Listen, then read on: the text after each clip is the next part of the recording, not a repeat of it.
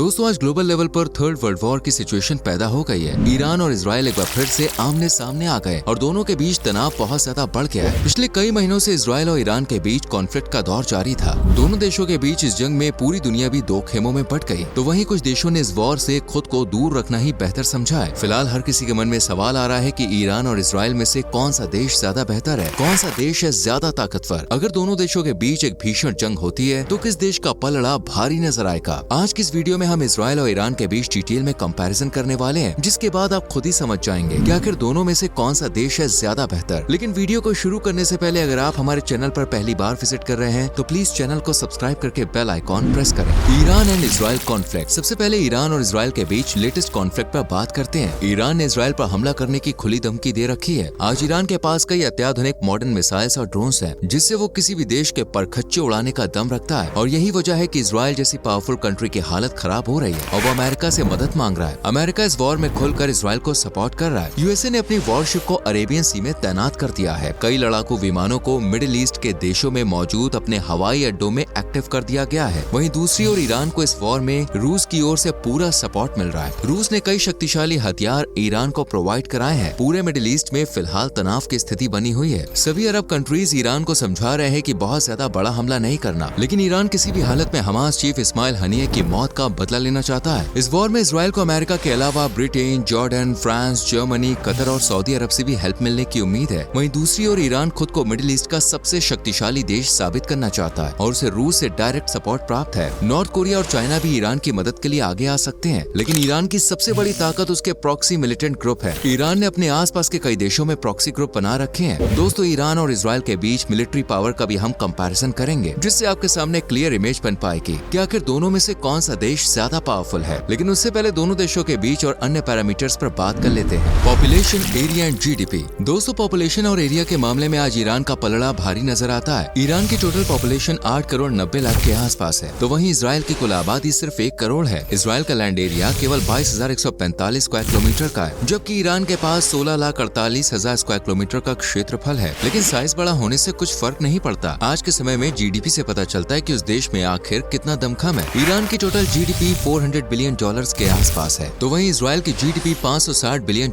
है। इजराइल की गिनती आज वर्ल्ड की बेस्ट कंट्रीज में की जाती है। ये देश टेक्नोलॉजी और मॉडर्न साइंस की फील्ड में तेजी से तरक्की कर रहा है। इजराइल की कैपिटल सिटी जेरूसलम है, लेकिन यहाँ की बेस्ट सिटी तेल अवीव को माना जाता है। वहीं दूसरी ओर ईरान की राजधानी का दर्जा तेहरान को प्राप्त है। कुछ शहरों को छोड़ दिया जाए तो ईरान में खाली मैदान और सुनसान इलाके ज्यादा देखने को मिलते हैं। आज के समय में ईरान में दुनिया का तीसरा सबसे बड़ा तेल का भंडार मौजूद है और यही इस देश की सबसे बड़ी ताकत है। 10% ग्लोबल ऑयल रिजर्व्स और 15% गैस रिजर्व्स ईरान में मौजूद है। इसके अलावा यहाँ का पिस्ता, कालीन और केसर भी दुनिया भर में फेमस है। दूसरी ओर इजराइल की जीडीपी टेक्नोलॉजी और इंडस्ट्रियल सेक्टर पर बेस्ड है। इजराइल आज टेक्नोलॉजी के मामले में जर्मनी, जापान, कोरिया और अमेरिका को कड़ी टक्कर दे रहा है। आपको बता दें, सबसे पहले वॉइस मेल भेजने की शुरुआत इजराइल में ही हुई थी। पेन ड्राइव और यूएसबी का आविष्कार भी इजराइल में ही किया गया था। इसी से आप अंदाजा लगा सकते हैं कि इजराइल कितना मॉडर्न और एडवांस है। Religion, language and education. दोस्तों ईरान एक इस्लामिक कंट्री है और देश की 99% पॉपुलेशन मुस्लिम है। पूरी दुनिया में सबसे ज्यादा शिया मुस्लिम्स ईरान में ही रहते हैं। देश का कानून पूरी तरह से शरीयत लॉ पर बेस्ड है। वहीं दूसरी ओर इजराइल में 74% आबादी सिर्फ यहूदी समुदाय के लोगों की है। ये दुनिया में इकलौता ऐसा देश है यहाँ यहूदी बहुसंख्यक है। इसके अलावा देश में 18% मुस्लिम और 2% ईसाई धर्म के लोग रहते हैं। करीब 4% लोग ऐसे हैं जो किसी भी धर्म को नहीं मानते। इजराइल में एक समय पर कई भाषाएं बोली जाती थी, लेकिन पिछले कुछ दशकों से यहूदियों ने अपनी भाषा हिब्रू को बढ़ावा देना शुरू किया और आज पूरे देश में लगभग सभी लोग हिब्रू लैंग्वेज में बात करते हुए नजर आ जाएंगे। हालांकि इसके अलावा अरबिक, इंग्लिश, फ्रेंच और रशियन जैसी भाषाओं का इस्तेमाल भी कुछ लोग करते हैं। वहीं ईरान में सबसे ज्यादा पर्शियन लैंग्वेज का इस्तेमाल किया जाता है। इसके अलावा कुर्दिश, लूरी जैसी भाषाएं भी आम बोलचाल में इस्तेमाल की जाती हैं। इजराइल और ईरान दोनों ही देश आज शिक्षा के क्षेत्र में तेजी से तरक्की कर रहे हैं और दोनों देशों का लिटरेसी रेट 90% से ज्यादा पहुँच गया है। Military comparison. दोस्तों चलिए अब एक नजर दोनों देशों की सैन्य शक्ति पर भी डाल लेते हैं। पहले बात करते हैं दोनों देशों के मिलिट्री बजट की। ईरान का मिलिट्री बजट $10 बिलियन के आसपास है, तो वहीं इजराइल का military budget $25 billion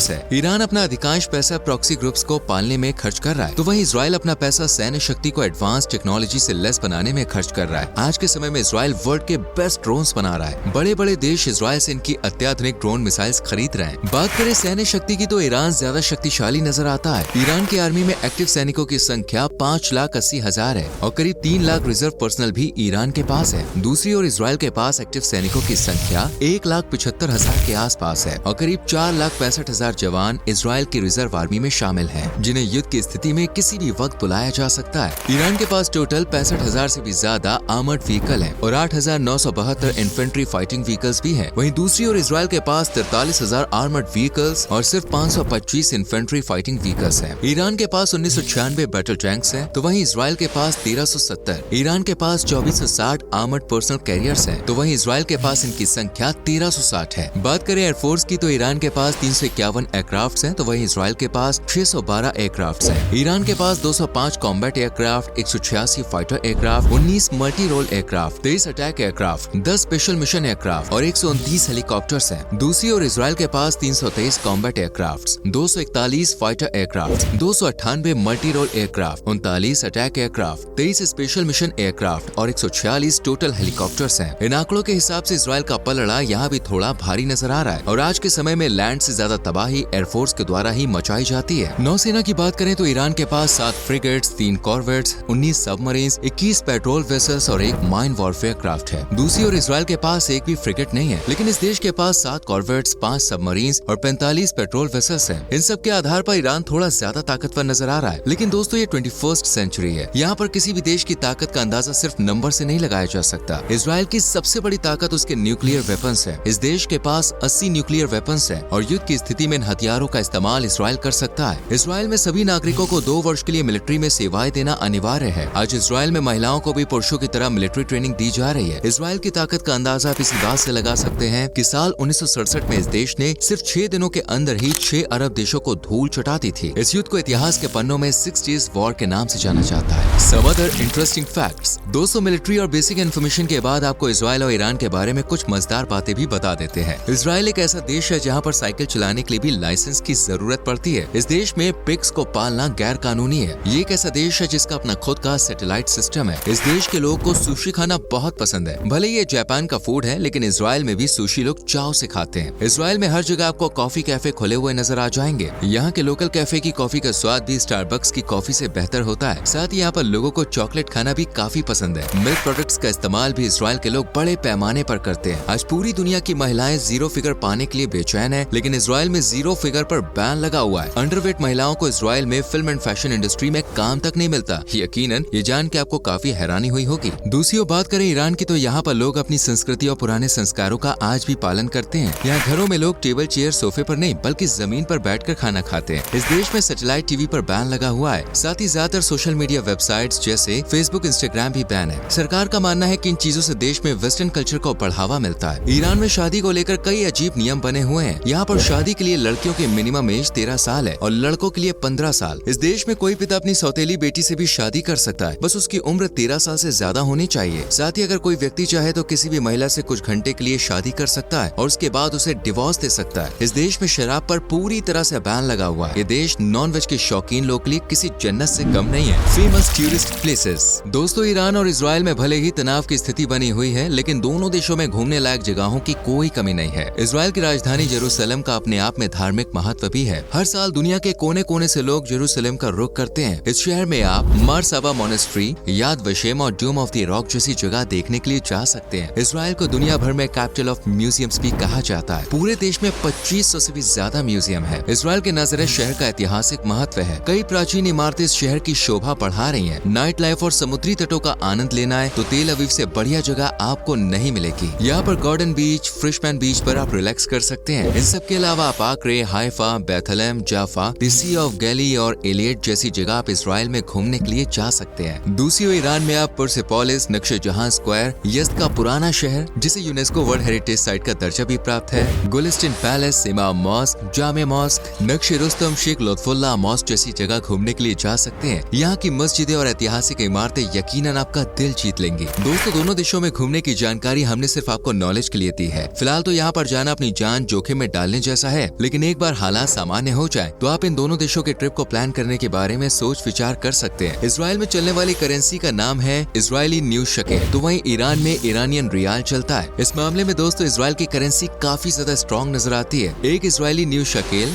11,000 Iranian riyal के बराबर है। तो दोस्तों ये थी इजराइल और ईरान के बारे में पूरी जानकारी। जानकारी। उम्मीद करते हैं आपको हमारी आज की वीडियो पसंद आई होगी। वीडियो को लाइक और शेयर करें और कमेंट करके बताएं आपके हिसाब से दोनों देशों के बीच जंग में कौन जीतेगा और ये जंग कितने समय तक जारी रहेगी। चैनल को सब्सक्राइब करके बेल आइकॉन भी प्रेस कर लेना। मिलते हैं आपसे अगली वीडियो में। Till then bye bye, take care.